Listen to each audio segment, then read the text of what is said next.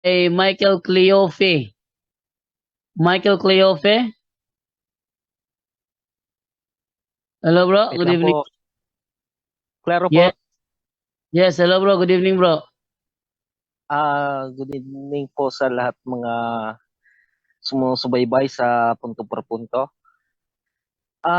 Tanong ko lang po kasi may experience po ako sa sa about sa deliverance. Kasi Hmm. po last year yun October.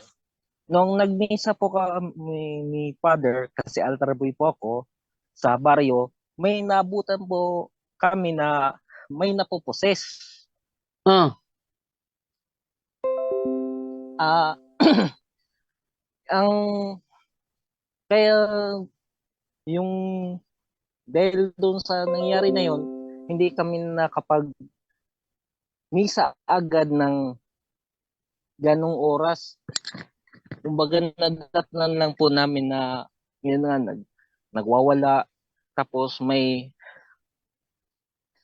anong inobserbahan ko yung poses, yung pumasok na yung parish priest namin doon na siya nagre-react ng gusto kaya kahit na hindi pa siya nakasuot ng sutana. Ang ginawa po namin yung tama po ba yung kasi marami pong mga bata doon tsaka sa natutunan ko na rin kay Father Sikian na yung mga bata is very sensitive po sa spirit world. Tama po hmm. ba yun? Palabasin muna tapos bago isagawa yung emergency deliverance. Okay, brother Wendell. Hello po. Yes, ang mga bata dapat palabasin talaga, no? Dahil very sensitive, hindi lang ang mga bata, lalo na yung mga matatanda, very sensitive sa spiritual world. Mm, At yes. maliban diyan, dapat tingnan sino ang posibleng nag-attend na may mga habak o anting-anting. Dahil mas magiging malakas pa ang puwersa kung merong kasama na nakadala ng habak o anting-anting. Okay po. Okay, follow up bro. Hello, okay na po. Sige, follow up. Nung tinanong po ng parish priest namin kung may nung in-interview po doon nalaman na very sensitive kumbaga na kurso na daan siya ng isang ito yung spirito kumbaga gusto niyang kunin maging kumbaga nagkagusto yung spiritus doon sa dalagitan na yon para doon yun nag nagwawala ng gusto.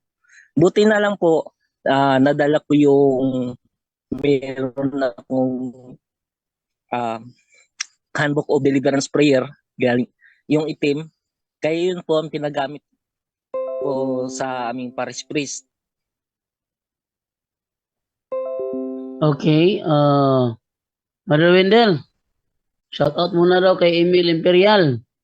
Brother Wendell, Mm. pakisagot yung kanyang tanong. Yes, mabuti na yung parish priest niyo ang nag-deliverance. Pero kailangan pa ang mga ganyan, kailangan pa ang follow-up, no? Dahil hindi yan basta-basta na madala sa isang bisis lang, dalawang bisis, tatlong bisis. At napaka-importante na yung ina-assist sa ministry ay maghatid sa kanya sa kabanalan at mag-follow sa ibinigay na role of life. So, kailangan pa yan ng series talaga. Lalo na kung open ang psychic abilities at nasa ikatlong level na ng psychic abilities, yun, kailangan na talaga yan ng solemn exorcism. Okay po. Kaya yung nung kumalma, sinabihan ko rin yung magulang yung naposes, sabi ko, pumunta muna sila sa psychologist para magkaroon ng makakuha sila ng medical certificate at pupunta po, bago sila pupunta sa aming exorcist. Dito sa Apostolic Vicarito, Puerto Princesa, yung exorcist na dito is si Father Juan Felipe Tricampo. Yun yung exorcist namin. Kaya sabi ko sa kanya na puntahan niyo po dito sa parokya na ina-assignan nung exorcist na yun at siya na kung balang mag-diagnose dun sa kalagayan ng anak nila. Yun ang sabi ko sa magulang nila. Hello po. Sige, Brother Wendell. Okay, Spiritual Mr. warfare eh. na merong tinatawag na diagnostic evaluation sa psychiatrist. Pero kung mapansin talaga na may tinatawag na aversion to sacramentals o demonic possession talaga, kung mapansin, di na yan psychological. No? Kung meron talagang aversion of sacramentals. So, ang interview dyan, dapat tingnan yung tinatawag na stop na mga opening sa buhay. Stop, sin, traumatic experiences, occultism, preternatural offering. Yun. Tingnan kung anong mga bahagi sa kanyang buhay ang nabuksan at i-guide, isarado, at bigyan ng role of life. Okay po. Kasi po napansin ko po yung dun sa nung nag-decide yung parish priest namin na magmisa muna, nakita ko sa pagsimula pa lang ng misa, ba po magbebela po yun. Doon na nagkaroon ng matinding aversion doon sa Sanctus Bell na ginagamit namin sa misa. Talagang sumisigaw po talaga. Sumisigaw ng gusto. Tinatakpan yung kanyang tainga dahil para sa kanya sobrang sakit pag narinig niya yung Sanctus Bell. Yan po. Yun, aversion na talaga yan.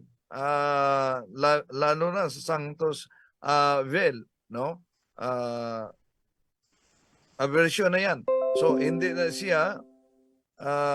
siya maituring natin na psychiatric case.